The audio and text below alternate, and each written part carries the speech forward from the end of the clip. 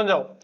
देखो last class में हमने जो एक चैप्टर पूरा कंप्लीट किया था वो हमारे पास क्या था भाई, दो ध्रुवीयता का अंत था। ठीक है, अब सुनो। अच्छा मुझे बताओ, मैं तुम्हें एक बार ना सारा का सारा गो थ्रू करवा रहा हूँ कि पूरा हमने पढ़ा क्या है।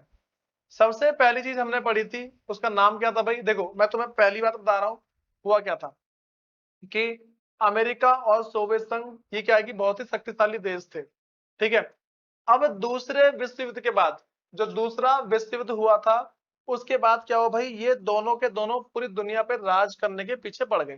ठीक है, और क्या बोलने लगे कि भाई मैं शक्तिशाली हूँ, मैं शक्तिशाली हूँ, मैं शक्तिशाली हूँ। मतलब आपस में एक दूसरे को क्या बोल रहे, तो कि वो जैसे मान लो अमेरिका है वो अपने आप को शक्तिशाली बता रहा था, और जो सोवियत संघ है वो अपने आप को शक्तिशाली बता रहा था। बात समझ रहे हो क्या बोलना चाहता हूँ मैं। उसके बाद सुनो आगे क्या हुआ। जब दोनों के बीच में ऐसे युद्ध चलता रहा ना, छोटी छोटी बातों को लेकर युद्ध चलता रहा, तो अब एक टाइम ऐसा है कि सोवियत संघ पूरा खत्म हो गया। ठीक है, सोवियत संघ पूरा खत्म हो गया, सोवियत संघ के साथ जुड़े हुए जितने भी देश थे वो सारे के सारे भाई धीरे धीरे करके नष्ट हो गए। ठीक है, मतलब कि एक साथ रह नहीं पाए। ठीक है, अलग अलग हो गए सारे सारे। फिर अब उसके बाद हम बात करते हैं। देखो सोवियत संघ खत्म हो गया, अब सबसे ज्यादा ताकतवर देश कौन बाकी है, अमेरिका। ठीक है, आज हम वही पढ़ेंगे। अच्छा बताओ, अगर अमेरिका सबसे ज्यादा ताकतवर है तो हमें क्या बात समझनी है पता है, कि जो अमेरिका का वर्चस्व चला होगा, दबदबा किसका होगा भैया पूरी दुनिया पे, अमेरिका का। सबसे ज्यादा शक्तिशाली तो वही बचा ना अब, तो दबदबा किसका होगा, अमेरिका का होगा। तो भाई वही बात आगे पढ़ने जा रहे हैं। हमारे पास चैप्टर का नाम है समकालीन विश्व में अमेरिकी वर्चस्व, मतलब कि पूरी की पूरी दुनिया पे अब किसका दबदबा था भाई, अमेरिका का था। ठीक है, इस टॉपिक के ऊपर कोई कुछ बोलना चाहेगा भाई, मैं क्या बता रहा हूँ। देखो जो हमारे पास टॉपिक है और मतलब कि जो चैप्टर है वो है समकालीन विश्व में अमेरिकी वर्चस्व। भाई इसके अंदर हम वो सारी की सारी घटना पढ़ेंगे जब अमेरिका वगैरह के ऊपर हमले हुए थे। ठीक है, सारी बातें बताऊंगा, थोड़ा स्टार्टिंग से याद रख के चलना। ठीक, सुनो। कह रहे कि हमने देखा कि भाई पहले इंट्रोडक्शन निकालो सब अपना अपना। इसमें कह रहे कि हमने देखा कि शीत युद्ध के अंत के बाद, जैसे ही शीत युद्ध का अंत हो गया, भाई शीत युद्ध का अंत कब हुआ था, सोवियत संघ के खत्म होते ही।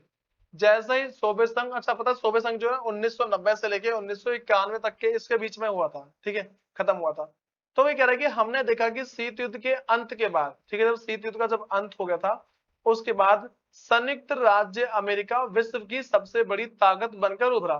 ठीक है, ये बात सबको पता लग रही है कि जैसे ही हमारे पास क्या हुआ, शीत युद्ध खत्म हुआ। भाई शीत युद्ध कब खत्म हुआ था, 1991 में। ठीक है, 1991 में। तो वैसे माना था 1990 में हुआ था, 1945 के बाद, दूसरे विश्व युद्ध के समाप्ति के बाद। सुनो, शीत युद्ध एक ही हुआ था, ये दूसरा तीसरा क्या होता है। शीत युद्ध जो है, सुनो, शीत युद्ध जो है जैसे ही दूसरा विश्व युद्ध समाप्त हुआ था, कब हुआ था भाई दूसरा विश्व युद्ध, 1939 से 1945 तक। तो 1945 में ही विश्व युद्ध शुरू हो गया था। बात समझ में आई सबको क्या बोल रहा हूं मैं।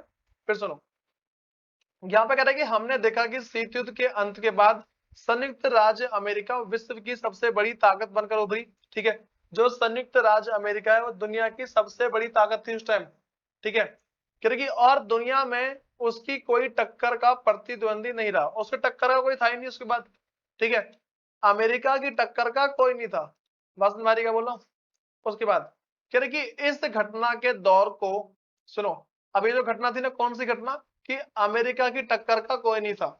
जब कोई अमेरिका की टक्कर का नहीं था तो क्या बोला गया भाई, कह रहे कि इस घटना के बाद के दौर को अमेरिकी प्रभुत्व या एक ध्रुवीय विश्व का दौर कहा जाता है। सुनो, अगर तुमसे क्वेश्चन पूछ लिया जाए, ठीक है, मैं क्या क्वेश्चन बोल रहा हूँ, अगर तुमसे ये क्वेश्चन पूछ लिया जाए कि भाई अमेरिकी दौर, ठीक है, या फिर बोल सकते हैं अमेरिकी प्रभुत्व या फिर एक ध्रुवीय विश्व का दौर किसे कहा जाता है। बात समझ आ रही है, मैंने क्वेश्चन क्या बोला, क्वेश्चन मेरे पास है कि अमेरिकी प्रभुत्व क्या है, या तो ऐसा लिखा हुआ आ सकता है या फिर ऐसा लिखा आएगा कि एक ध्रुवीय विश्व का दौर किसे कहा जाता है। दोनों में से कुछ भी लिखा हुआ सकता है, या फिर तीसरा ऐसा लिखा हुआ सकता है कि अमेरिकी प्रभुत्व या एक ध्रुवीय विश्व का दौर किसे कहा जाता है। ठीक है, तुम्हें क्या लिखना है यहाँ पे कि जब जो हमारे पास शीत युद्ध की समाप्ति हो गई थी, शीत युद्ध की समाप्ति के बाद सोवियत संघ खत्म हो चुका था। ठीक है, दो देश थे ना, अमेरिका और सोवियत संघ। ठीक है, तो सोवियत संघ के खत्म हो गया। सोवियत संघ के खत्म होने के बाद सबसे ज्यादा जो शक्तिशाली देश था, किसको माना जाता है भाई? अमेरिका को माना जाता है। तो अमेरिका का उस टाइम दबदबा चल रहा था। ये जो अमेरिका का दबदबा था ना, सोवियत संघ के हटने के बाद, सोवियत संघ की समाप्ति हुई, तो उसके बाद क्या हुआ? अमेरिका का दबदबा चलने लगा। और ये जो अमेरिका का जो दबदबा चल रहा था, उसी को हम क्या बोलते हैं? अमेरिकी प्रभुत्व या फिर एक ध्रुवीय विश्व का दौर। ठीक है, कोई दिक्कत तो नहीं इसमें किसी को? फिर सुनो भाई, अब हम देखते हैं कि इस चैप्टर में क्या क्या पढ़ना है। देखो, कह रहे इस चैप्टर में, मतलब इस अध्याय में, हम अमेरिकी प्रभुत्व की प्रकृति सबसे, देखो भाई तुम्हें इस वर्ड का मतलब समझना है। प्रकृति का मतलब क्या होता है? प्रकृति का मतलब यहाँ पे किस किस प्रकार से अमेरिका ने अपना दबदबा बनाया। बात समझ आ रही है? अमेरिका ने किस प्रकार से अपना दबदबा बनाया। भाई देखो, तुम्हें एक बात बताता हूँ मैं क्या होता है। मुझे बताओ कि अगर कोई एक बहुत ही बड़ा गुंडा है, ठीक, उसे पता है कि बहुत बड़ा गुंडा है, लेकिन वो लोगों को दिखाना चाहता है कि भाई मैं बहुत बड़ा गुंडा हूं, मेरे से डरो। पता है मैं तुम्हें क्या होगा? वो खुलेआम कत्ल करेगा किसी का? यही तो होगा। अगर कोई भी एक इंसान है, लोगों के सामने खतरनाक बनना चाहता है, डॉन बनना चाहता है, ठीक है, तो फिर लोगों को डरा के रखना चाहता है, वो क्या पता क्या करेगा? सरेआम में खून कर देगा। ठीक, या फिर दूसरा, अपने खून, मतलब किसी का खून करेगा और उसकी वीडियो बना के लोगों को दिखाएगा। ऐसे तो करेगा ना? समझ में आ रही बात क्या बोल रहा हूँ? तो ये सारी की सारी क्या बातें हैं भाई? ये सारी वही बातें हैं जिस तरीके से कोई भी एक देश अपने आप को और सबके सामने शक्तिशाली दिखा सकता है। ठीक है, इसमें दिक्कत किससे आई यहां तक? तो पहला मैंने क्या बोला कि इस अध्याय में हम अमेरिकी प्रभुत्व की प्रकृति, विस्तार और सीमाओं को समझने की कोशिश करें। देखो, विस्तार और सीमाओं को समझना क्या है इसका मतलब? देखो, विस्तार का मतलब है कि जो अमेरिका है, अमेरिका ने कहां कहां तक अपना राज चलाया। बात समझ आ रही है? अमेरिका ने अपना राज कहां कहां तक चलाया, इसको बोलते हैं विस्तार करना।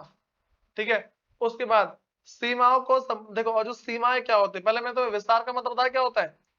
अमेरिका ने कहां कहां विस्तार किया, अमेरिका ने कहां कहां पे अपना दबदबा चलाया।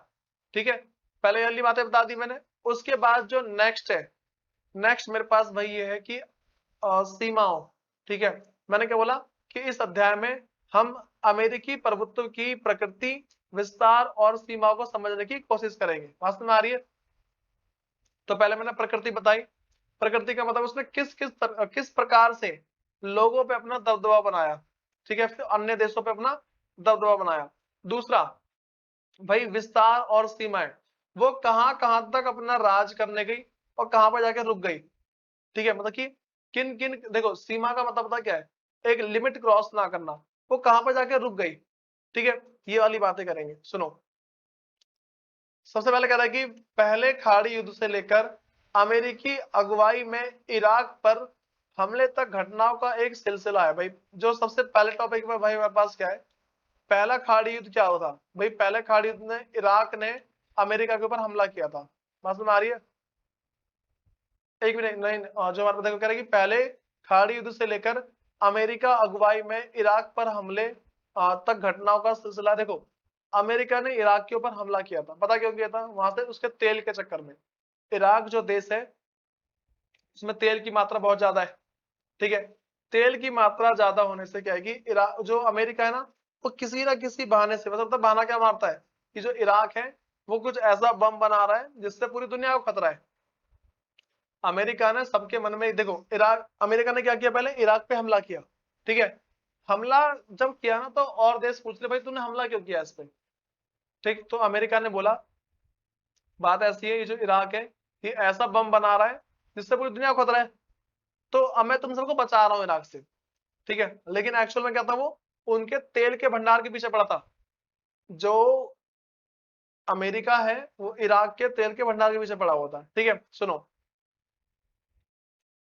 एक ध्रुवीय भाई, एक ध्रुवीय विश्व किसे बोला जाता है? अमेरिका का दबदबा। ठीक है, मैंने अभी समझाया ऊपर की, मैं को दो तीन बार क्वेश्चन भी बोले उसके। देखो, एक ध्रुवीय विश्व के उभार की इस कथा की शुरुआत हम इस घटनाक्रम के जिक्र से करेंगे। भाई कौन सा है? देखो जो मैंने ऊपर घटना बताई ना अभी, कि इराक के ऊपर हमला, हम पहले इसकी बात करेंगे। 9/11 की घटना बोलते हैं इसको।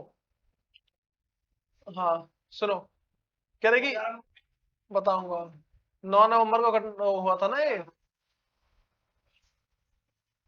9/11, चलो बताऊंगा मैं, वही तो है ना, 9 सितंबर, अक्टूबर, नवंबर, नवंबर था। चलो ठीक है मैं देखता हूँ, रुक जाओ। कह रहे कि इसके बाद हम थोड़ा ठहरकर वर्चस्व की अवधारणा के सहारे इस प्रभुत्व की प्रगति को समझेंगे। भाई देखो, पहले मैंने क्या बताया, पहले हम समझेंगे कि भाई इराक के ऊपर हमला किस किस तरह, मतलब इराक के ऊपर हमला अमेरिका ने क्यों किया था, इसके पीछे कारण क्या थे, ठीक है। उसके बाद हम पता है आगे क्या पढ़ेंगे, उसके आगे हम पढ़ेंगे वर्चस्व का मतलब क्या होता है। वर्ड का ध्यान क्या चलना है, वर्चस्व, ठीक है। वर्चस्व का मतलब होता क्या है, वैसे वर्चस्व का मतलब दबदबा होता है, क्या होता है इसका मतलब, दबदबा होता है। उसके बाद कह रहा कि अमेरिकी वर्चस्व के राजनीतिक, आर्थिक तथा सांस्कृतिक पहलुओं की जांच परख के बाद हम यह देखेंगे कि अमेरिका से निपटने के लिए भारत के पास नीतिगत विकल्प क्या है। सुनो भाई, देखो मैंने क्या बोला, मेरे पास अमेरिकी वर्चस्व है, ठीक है। तो अमेरिकी वर्चस्व के राजनीतिक, सुनो पहले इस वर्ड का मतलब समझो, मेरे पास 3 पहलू होते हैं, पहला होता है राजनीतिक, दूसरा होता है आर्थिक, तीसरा होता है सांस्कृतिक। देखो, हमारे पास जो राजनीतिक है इसका मतलब क्या है, भाई राजनीति का मतलब है राज करने का तरीका। मैंने क्या बोला, राजनीति का मतलब क्या भाई, राज करने का तरीका, कोई भी एक देश किसी और देश पे या अपने देश पे किस प्रकार से राज करता है, ठीक है। बात समझ आ रही है। अब राजनीति के पहलू होते हैं समाजवाद, साम्यवाद, पूंजीवाद। सुनो मैं तुम्हें बता रहा हूँ क्या होता है, मैंने बोला राजनीतिक के पहलू होते हैं, ठीक है। तो पहला बता मेरे पास क्या है, मैं जैसे तुम्हें बता दूं, देखो मैं ऐसा बोल रहा हूँ, मैं तुम्हें राजनीतिक वर्ड का मतलब बता रहा हूँ।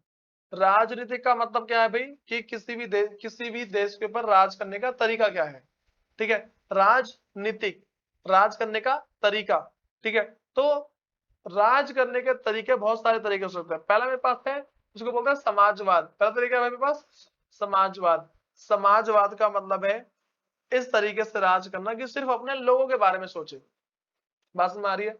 मैंने क्या बोला, समाजवाद का मतलब क्या है, समाजवाद का मतलब है कि इस तरीके से राज करना कि सिर्फ लोगों के बारे, सिर्फ जनता के बारे में सोचे और किसी के बारे में सोचे ना, प्रॉफिट ना बिजनेस ना कुछ, सिर्फ जनता के बारे में सोचो, ठीक है।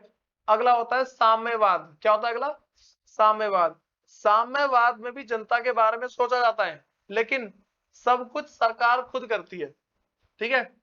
देखो समाजवाद के अंदर क्या होता है, समाजवाद के अंदर देखो समाजवाद के अंदर होता ऐसा है कि जनता के बारे में सोचा जाता है, लेकिन जनता सारा काम खुद करती है, जनता को जो अच्छा लगता है ना वो करती है, ठीक है। उसके बाद साम्यवाद क्या होता है, साम्यवाद एक ऐसा तरीका है जिसमें जनता के बारे में सोचा जाता है, जनता के बारे में सोचा तो जाता है, लेकिन क्या बात निकल के आती है सामने, वो सारा का सारा निर्णय खुद लेंगे, सरकार जो है ना वो खुद लेगी। उसके बाद सोचे जनता से कोई मतलब नहीं है, जनता से वो कुछ भी नहीं पूछेंगे कि तुम्हें क्या अच्छा लग रहा है क्या अच्छा नहीं लग रहा, तो इसको बोलते हैं साम्यवाद। अगला मेरे पास है पूंजीवाद। पूंजीवाद के अंदर क्या होता है, जो देश की सरकार होती है, जो राज कर रहे होते हैं, वो सारे के सारे सिर्फ एक बात सोचेंगे, ठीक है, कि पैसा कैसे कमाए, देश के अंदर बिजनेस कैसे चलाएं, एक देश का सामान दूसरे देश में कैसे बचे, मतलब सिर्फ पूंजीवाद के अंदर होता है, सिर्फ पैसा कमाने की बातें चलती है देश के अंदर। तो मैं बातें तो लगी, क्या बोला मैंने। चौथा है मिश्रित। चौथा क्या हमारे पास, मिश्रित। इसमें तीनों के तीनों मिक्स है, समाजवाद, साम्यवाद, पूंजीवाद, तीनों मिक्स है। वो चलता है हमारे भारत के अंदर। हमारे भारत के अंदर कैसी अर्थव्यवस्था है भाई, मिश्रित अर्थव्यवस्था है।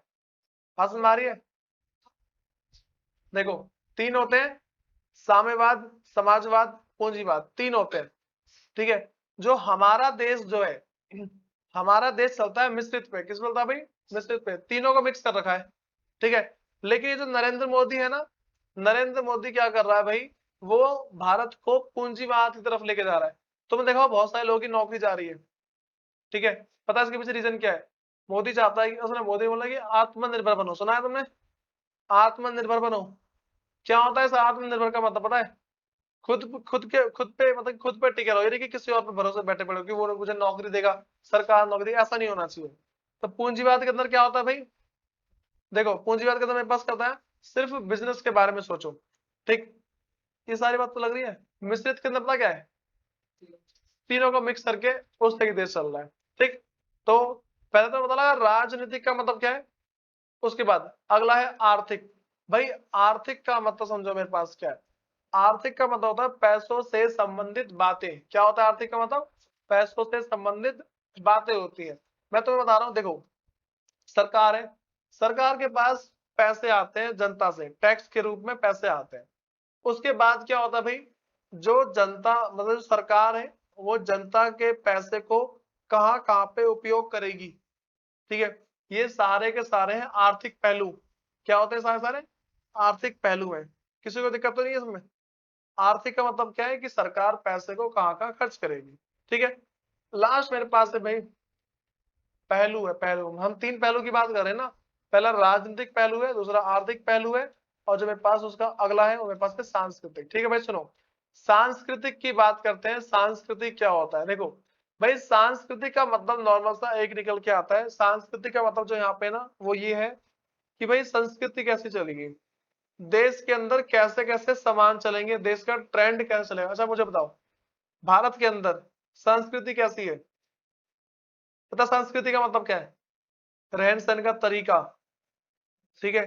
कौन सा त्योहार मना रहे हो कौन सा नहीं मना रहे हो, ये सारे के सारे हमारे किसके अंदर आते हैं भाई, संस्कृति के अंदर। लेकिन अगर तुम इतिहासकार की बात मानो ना, हिस्ट्री की अगर बात मानो, तो वो बोलते हैं जो एक प्रकार की जो वस्तुएं होती है ना उसको हम संस्कृति बोलते हैं, ठीक है।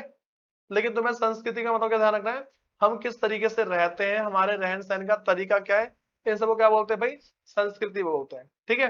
अब देखो उसके बाद मैंने क्या बोला कि अमेरिकी वर्चस्व के राजनीतिक आर्थिक और तथा सांस्कृतिक पहलुओं की जांच परख के बाद हम यह देखेंगे कि अमेरिका से निपटने के लिए भारत के पास नीतिगत विकल्प क्या है। देखो इन सबको पढ़ने के बाद मतलब कि अमेरिका का राजनीतिक आर्थिक और सांस्कृतिक इन चीजों को पढ़ने के बाद हम जो नेक्स्ट चीज देखेंगे ना वो मेरे पास पता क्या होगा भाई, वो हम देखेंगे कि अगर भारत के ऊपर अमेरिका हमला करता है, अगर अमेरिका भारत के ऊपर हमला करता है तो भारत अमेरिका से कैसे निपटेगा।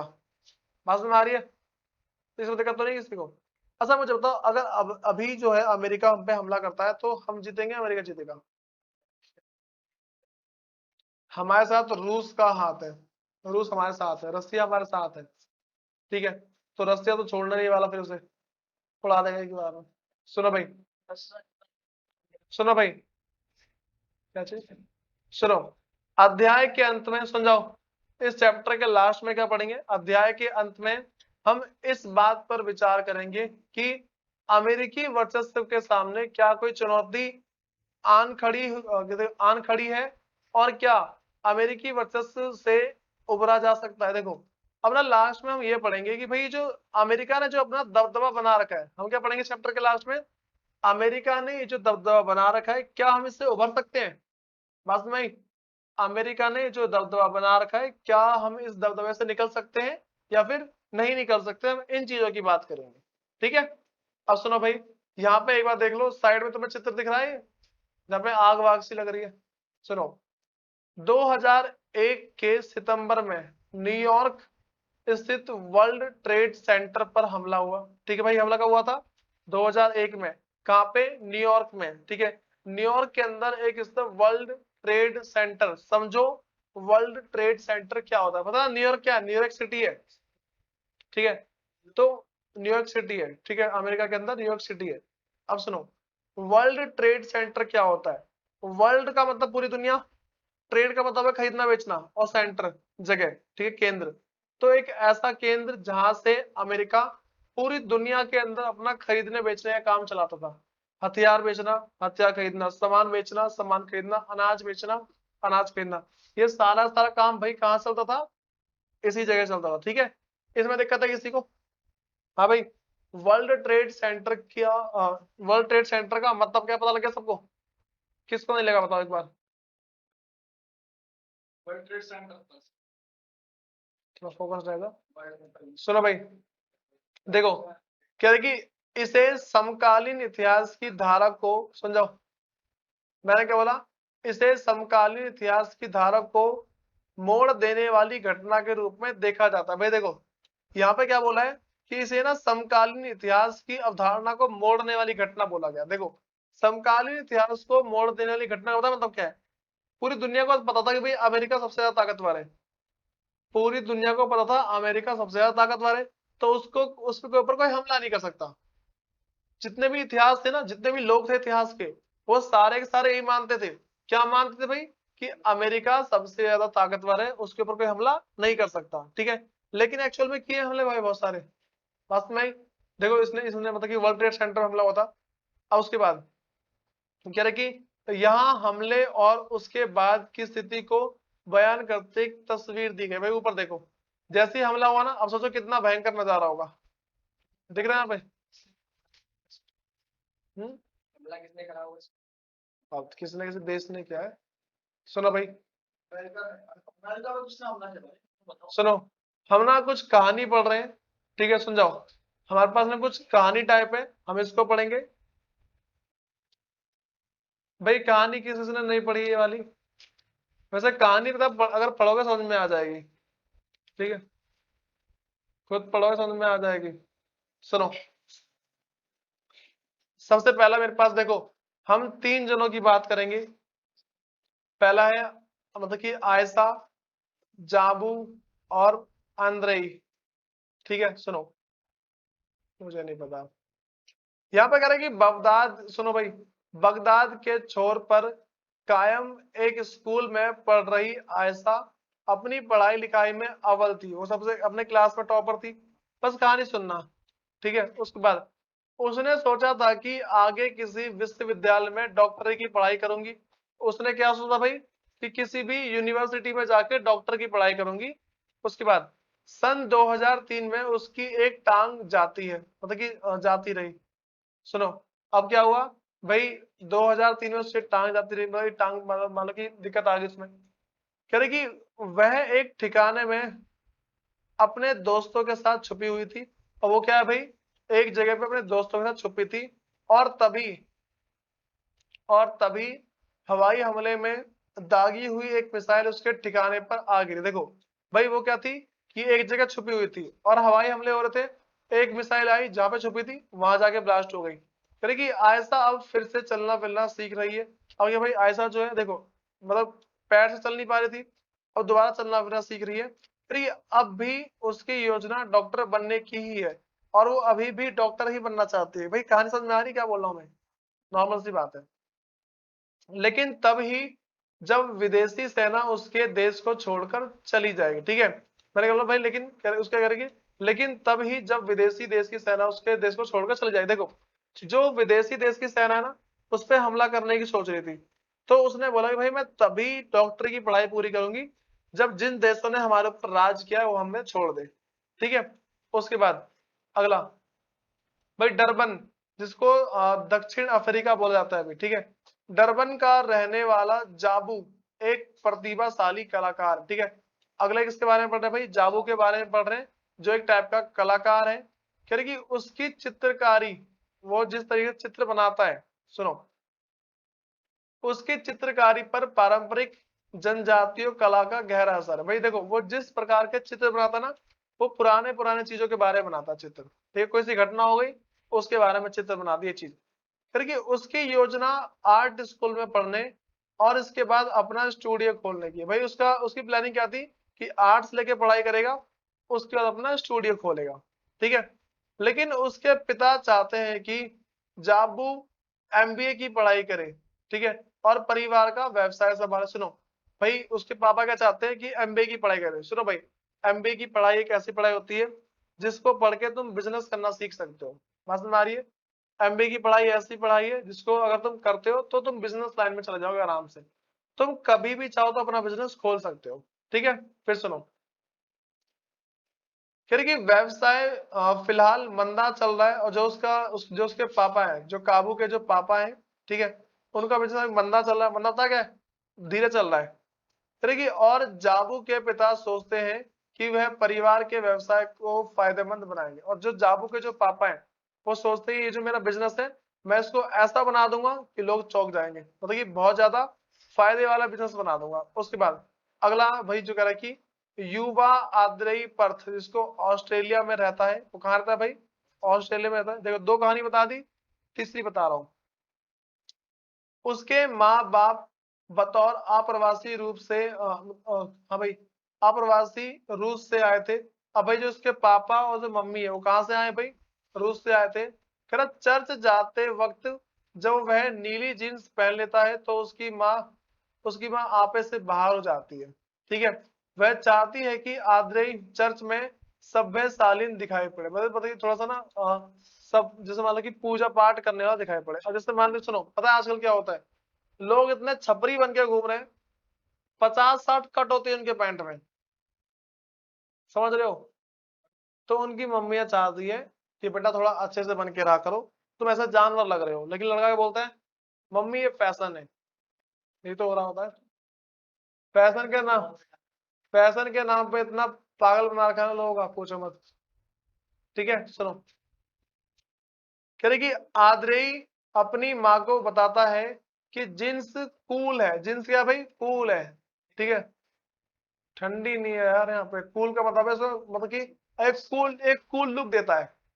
ठीक है, उसके बाद कह रही कि और जींस पहनकर उसे आजादी का एहसास होता है। ठीक है, अब भाई वो क्या बोलता है? जब मैं जींस पहनता हूँ मुझे लगता है मैं आजाद हो गया हूँ।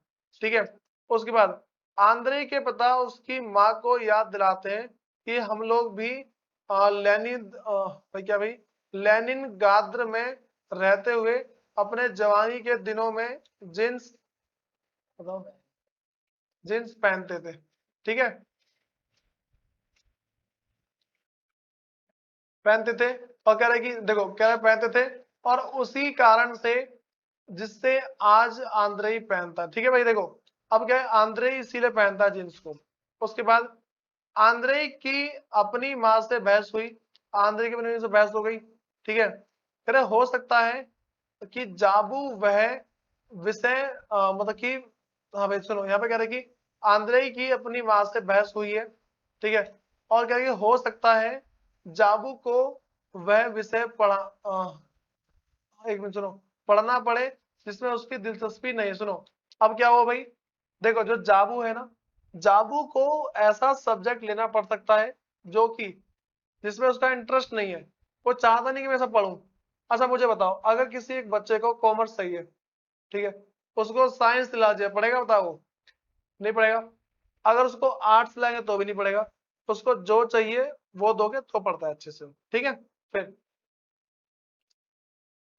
फिर कि आयशा की एक टांग, अच्छा सुनो यहाँ पे कह रहे कि इससे अलग, हाँ भाई कह रही कि इससे अलग आयशा की एक टांग जाती रही और उसका कह रही कि सौभाग्य है कि वह जीवित है। अब सुनो भाई, जो आयशा है उसकी एक टांग क्या जाती रही, लेकिन उसका ना एक लक मान लो कि वो जिंदा है। तो देखिए हम इन समस्याओं के बारे में एक साथ चर्चा कैसे कर सकते हैं? भाई जितनी भी समस्या उत्पन्न हो रही है, अलग अलग देशों में अलग अलग समस्या बताई है मैंने। ठीक है, उसके बाद फिर कि हम ऐसा कर सकते हैं और हमें ऐसा करना करना चाहिए। देखो मैंने क्या बोला भाई, कि हम जो भी कर रहे हैं हम इस तरीके से ऐसा कर सकते हैं, जो हमें करना चाहिए हो गया वो इसको कर सकते हैं। फिर ये हम इस अध्याय में देखेंगे कि ये तीनों एक ना एक तरीके से अमेरिकी वर्चस्व का शिकार है। भाई देखो ये जो तीनों के तीनों है ना, ये अमेरिका के वर्चस्व के शिकार है। मतलब अमेरिका ने इन तीनों देश के ऊपर कब्जा कर रखा है, जहां से तीनों के तीनों है। 3 जनों के बारे में बताया मैंने। ठीक है, तो तीनों के तीनों के ऊपर क्या हो रखा है भाई? अमेरिका का कब्जा हो रखा है। ठीक है, फिर फिर कि आयशा जाबू और आंद्रेई की चर्चा पर हम फिर लौटेंगे, लेकिन पहले इस बात को समझे कि अमेरिकी वर्चस्व की शुरुआत कैसे हुई। भाई देखो अगर तुमसे कोई पूछ ले कि बताओ बच्चों अमेरिकी वर्चस्व की शुरुआत कैसे हुई, तुम क्या बोलोगे? जैसे सोवियत संघ की समाप्ति हो गई उसका वर्चस्व चालू हो गया। ठीक है, कह रहे कि और आज हम विश्व में कैसे आराम की, हाँ भाई सुनो, असरमंद है। मैं क्या बोला कि और आज यह विश्व की, हाँ कह रहा विश्व में कैसे असरमंद है।